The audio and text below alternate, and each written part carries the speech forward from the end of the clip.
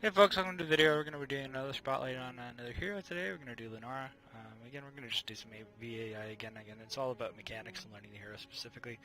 I'm not really worried about the competitive aspect of it. It is just good to always lock down a hero, particularly with that in mind. Whenever you got a new hero, you should test it out and co-op in a co-op AI environment first before really moving on to any, so you're not being a detriment to your teammates. I play Lunara quite a bit, actually. She's one of my top tier assassins. Have her at level 8. I will be leveling her even more. I just got Grey Mane recently up to level 9. It was also another one of my top tier assassins. But Lunara, especially after the buff she got recently, is very strong.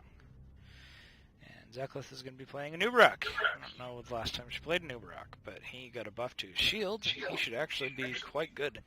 I like Nubarak's kit. Stuns and evades and things like that. It's good. Yeah. I haven't played him since a long time. I had him at level 4 though. So I'm going to try to get him to level 5. Master King's Butcher. So Great. yeah, Lunara's real power comes down to, especially late game scaling in particular, but she's just got a lot of really good sustained damage, so her poke is really good. It's all about getting the damage on the heroes and forcing them out of the fights because they're just taking too much of it. And she's kind of hard to lock down she's really good at kiting heroes. She's probably one of the best in the game at it, actually. And so that's how I like to use her.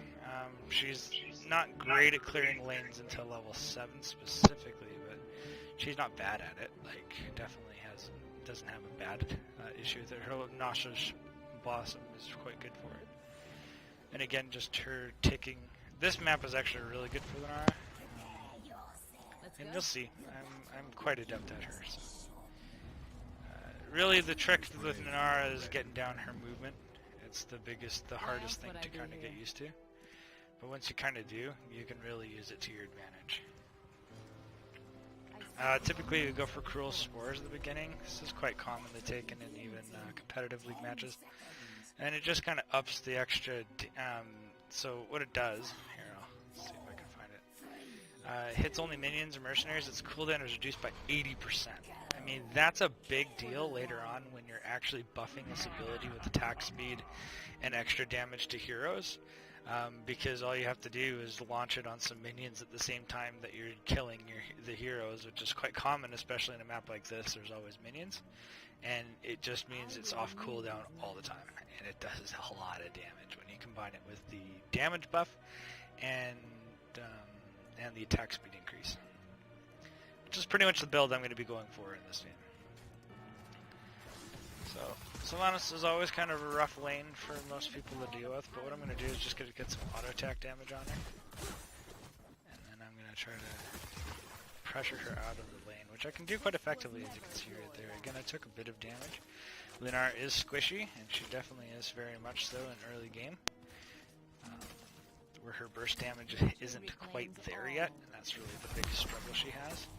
I have to definitely go get some health.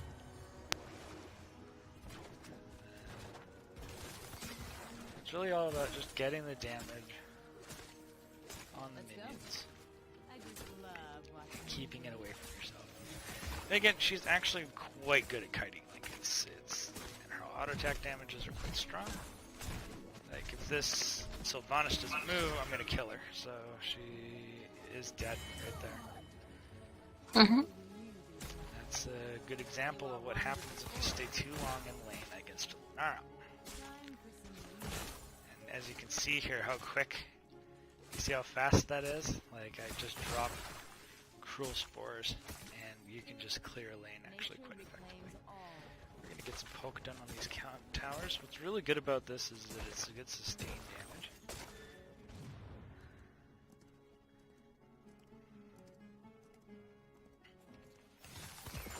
And then of course just going to keep going. That was poorly done.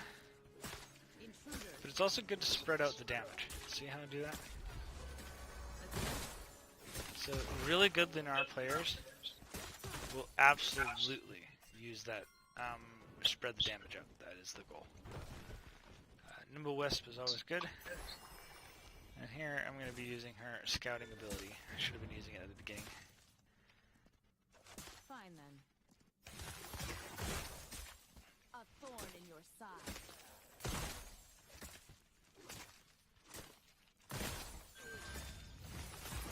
She is a little mana hungry, so we do have to keep that in mind. Again, we're going to get some pressure on these towers. Spread the damage.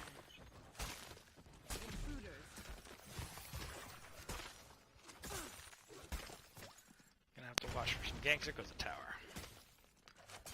I think most of them are mid right now. Always be Our whole team is apparently top. And apparently there's like 3 of them mid.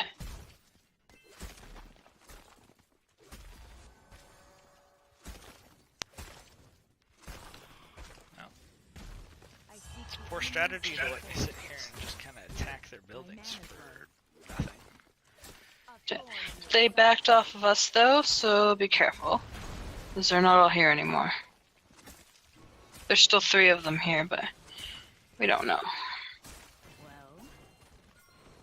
There's a false dad finally coming down to see if he can do anything about this push I've been putting into their bottom lane. I have 20 gems though, so I'm going to go turn that in. That's probably a good idea. Again, let's get my Wisp out so that I can see any ganks coming. Fine then. It's 20 gems, I'm low on mana, so I'm going to make sure I retreat and go grab some. We have a level lead, so I'm happy to stay out of lane for a tad here. Mana's back up.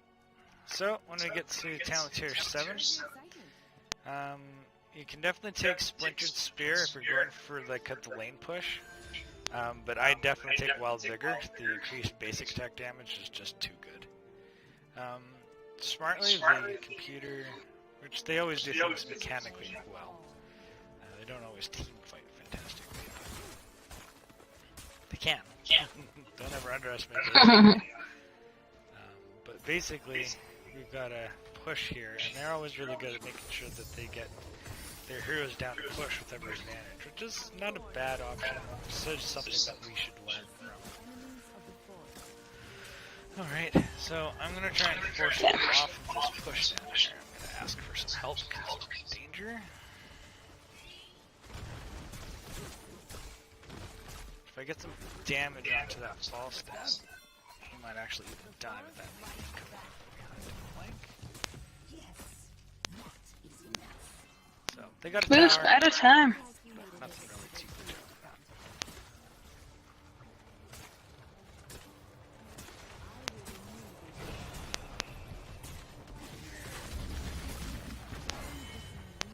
that. Easy kill. Material just kind of made that super easy for us.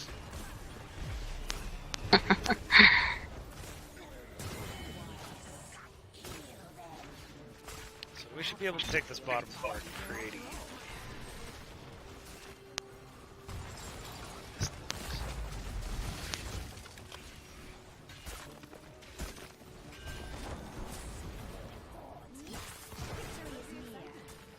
I'm more of a Thornwood Vine guy. I like the poke and the ability to be able to lay on that that nauseous Nature's Toxin, because I feel that's the best way to maximize your DPS. Don't get me wrong, Leaping Strike can be very strong. I just don't feel it has quite the same utility.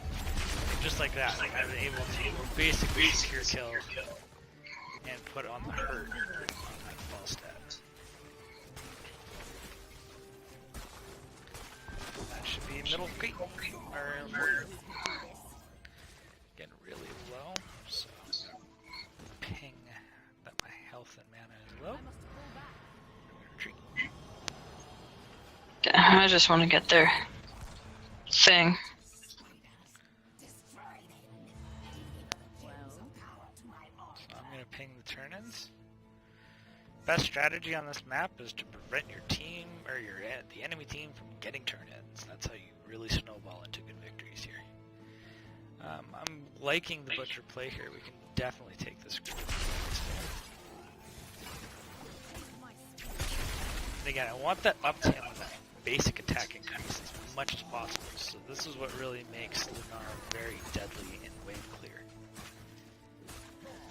Okay, you guys got that.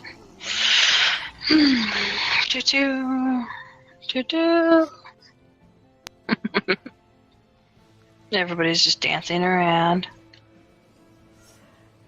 Ming's got like a bunch of coins there. Alright, just clearing. Yeah, she's just got 16. Butcher's got 10. We actually have enough for a turn in if they did it, but it's maybe they don't want to or they're not able to. Not sure why. Most likely the usual culprit is that we're playing with those types of people that don't want to do any of the turn-ins. In which case, I guess there's not much we can do, right? Pretty much. That always happens, especially in versus AI. You always get those people that don't really actually want to do the objectives, so they'll collect as many of it as they can, and then they won't bother actually turning in or doing anything with it. And that was a classic case of just, we had an advantage, so we were able to push their team out of that. Alright, here, you could go Giant Killer if there's enough high health heroes, and there really isn't, so I'm going to take the unfair advantage. Just because any slows that are going on is going to increase the damage that I output. And my crippling spores, the slowing effect. Ah. Oops. Well, if you turn in, that's a turn in. Yeah. I'll go. I think. Yeah, because Li Ming and the Butcher aren't turning in at all, so it's basically up to us to actually do the turn-ins in this game.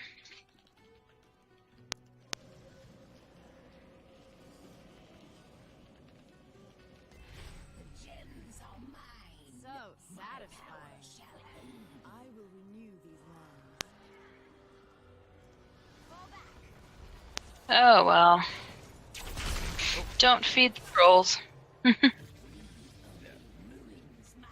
get people like that all the time. Like, Yep. take the Dragon Knight, but bust out of them as soon as you take it. But make sure nobody else can have it, and then they just don't want the objectives. It's a pain when you get those people, but they exist, unfortunately. I mean, at least they're still playing the game, right? Yep. So It's not too bad. Okay, let's watch could out be for that worse. hammer. I'm in trouble. I'm gonna have to retreat from this push. Way too much damage.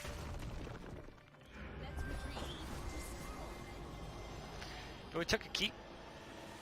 That's always good. So here we go. Invigorating Spores is going to give me the attack speed increase. So not only do I have a basic attack increase, I have a attack speed increase. On top of that, I have that cooldown reduction off of minions. So it's just absolute nasty synergy of abilities that just make it super, super deadly. Fine then.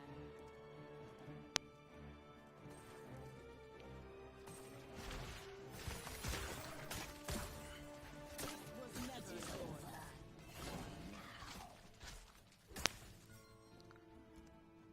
Alright, so we're just going to keep pushing lanes up. Well, The clutch is ready to form again. Return the gems to me.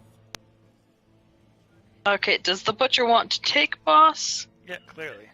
That's But he the didn't ping it, did plan. he? Oh, no, he didn't. Okay, so then how do we know he wants to take it? Because apparently he figures just standing next to it is good enough.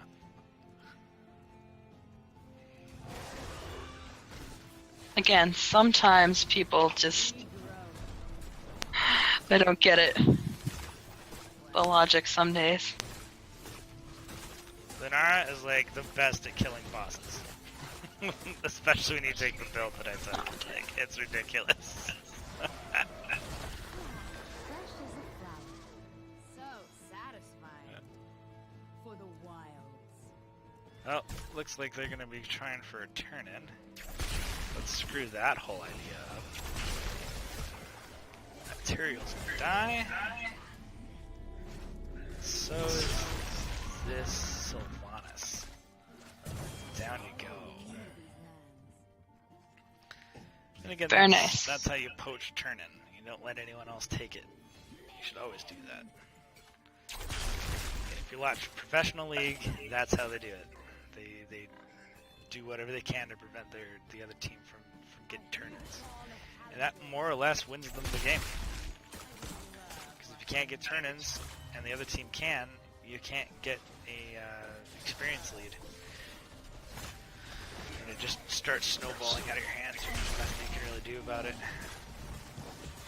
Though, again, compared to other MOBAs, this game is absolutely amazing on the comeback mechanics. Never count your enemy team out, and you should never quit trying to fight either. And I hate the surrender button in other games because it basically just means that you quit. Or the game itself feels like there's no comeback areas, you know what I mean? Like, Growing strong. and I just don't feel that that's fair. You should always be able to turn around a game if you start playing well. And any team ahead should have to continue to play well to do so, you know? You have to play for the game. I'm in so much trouble with that Void Prison.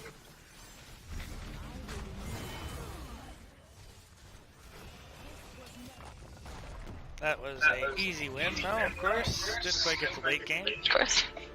Nope. Level 20, I usually take Galloping Gate, because it makes it so I can move faster. And that always gets you out of situations like that, where VP's going to take you over.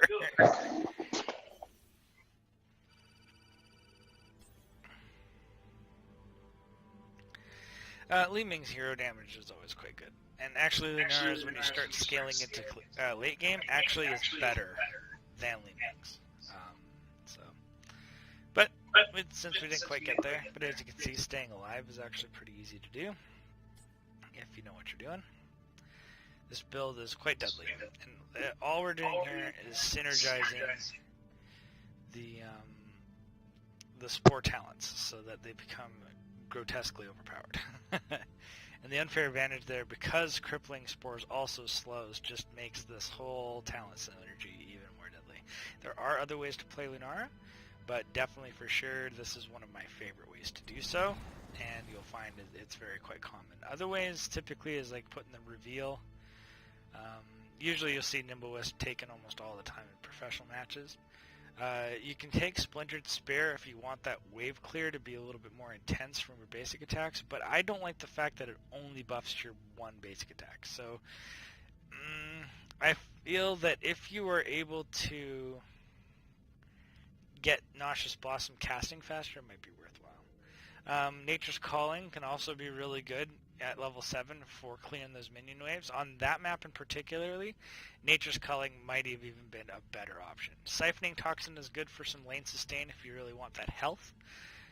But as I said before, I just feel that Crippling Spores, when you have that cooldown reduction from Cruel Spores in the beginning, it just makes this a really nasty talent synergy, and that ability becomes nasty.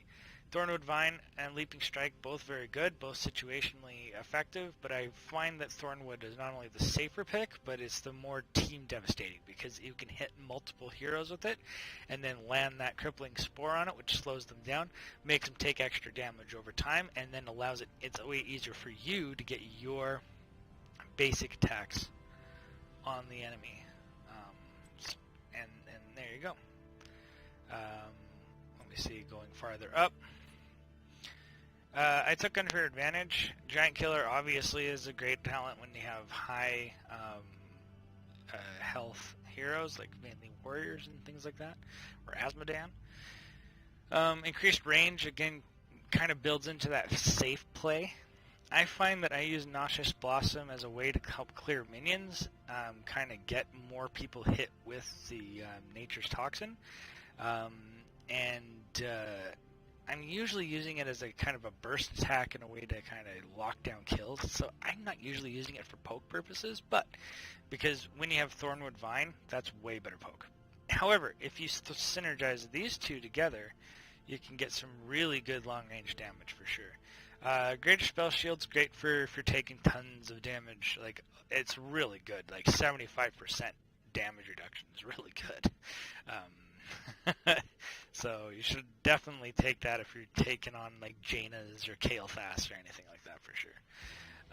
Or Nova's for that matter. Keep in mind, most of Nova's damage comes from abilities. So if you're getting sniped by a Nova, take that Greater Spell Shield, and she is absolutely going to die if she takes you on. Because she can't run away from Lunara. Nova has a real hard time with Lunara, specifically if she gets caught by her, because she can't run away. And Lunara will chase her down. And if you're facing a Nova, take natural perspective, because it reveals her, so she can't hide from you. If you ever see a Nova pick in Hero League, take Lunara. It's just like a great way to screw with them really badly. Invigorating Spores is such a powerful ability. I have a really hard time not taking it. Crippling Spores with a 60% slow is really good for lockdown. So her 16 abilities are all really kind of centered around her Crippling Spores ability, and all of them are pretty good. Increases your basic attack range. Again, this is all about safe builds. So if you know you're going to be poking and you cannot get anywhere near the front line because they'll kill you, take the Starwood Spear, take the Nosage Blossom range increase, the Pestering Blossom, because that, and then of course Thornwood Vine, so that you have that long-range poke capability. And again, she's just really good at that long-term sustained damage. Choking Pollen increases Nosage Blossom's damage to enemies with Nature's Toxins. So if you are able to... The problem with this talent, why I don't like it as much as the other options, is that you have to... You use Nosage Blossom to spread your Nature's Toxins. So this is only really effective if and when you're chasing down heroes and again, using it for that way to secure kills specifically. But this was way better if I were to put a comparison between the two. So I just feel that this is a strong enough talent to really take precedent over any of the Crippling Spore options. Level 20, which we never got to, Abolish Magic can be really good if you need that extra cleanse ability. But again, if you have a healer that's already doing that, and you have, then why not, right? It can counter things like Silence Arrow if you can get it, or Wailing Arrow if you can get it on time. It can counter things, like status effect things that can really pause, stuns, roots, silences, slows. So anybody that's going to get singled out or stunned, like Uther's Divine Storm, Anubarak with his Cocoon ability, those types of things. So it can be very situational, but because it's situational, you won't see it used quite as much as it probably should be.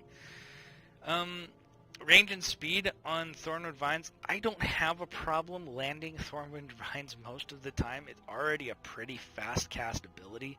So while if you feel like you're not getting the damage output that you want off of Thornwood, then take it for sure. But really, I find the ability is quite strong already. So maybe I'd take it for the vision radius, but by level 20, who cares at that point? It's really not a big enough deal. Strike charges returned at once can target allies, so this can be helpful to make your Boundless Stride a good way if you took it as a heroic ability for the Leaping Strike. Then this can really help you with your mobility, especially when you can use it on your... It happens more often, and you can bounce to hero allies, so that allows you to be able to kind of bounce around in the fights a lot more effectively, and it's off cooldown a lot more often, so you can use it to secure kills more often. It's actually a pretty good heroic buff, and something that I would choose to take if I took Leaping Strike, which I don't. So I usually go with Galloping Gait. That increases swiftness by 80%, makes Lunara just impossible to lock down, and that's a really big deal when you're kiting heroes and trying to get out of any severe damage coming your way, so I usually take the Galloping Gait. Anyways, that's my Lunara breakdown. Please do play her. She is very, very strong. She should definitely get more play within Hero League. There's a reason she's been taken in competitive a lot more often. While she hasn't secured all the wins that that you want to see from heroes, she's always been a factor in every game. So never underestimate Lunara in a fight. If you are facing Lunara, you've got to kill her. Like, you do not want to be in long, drawn-out fights with the Lunara against you. You need to kill her. You need to stun her, you need to lock her down, you need to kill her. Because if you don't, the long-term effects of that damage is just going to wreck your front line. You could win a team fight and still lose the battle, because of the just grotesque sustained damage that she can dish out. Also, good heroes to take against her as a healer are things like Charism or Malfurion, because of their ability to heal AoE-wise. Even Lily, I guess, counts. Or Brightwing. Brightwing, underrated healer, should be used a lot more often. I'm sure Zeklith can attest to this. Yeah. And but yeah, that's anyways the video. So thanks for watching. Hopefully you guys found this informative. Please like and subscribe, and we'll catch you on the next one. Bye.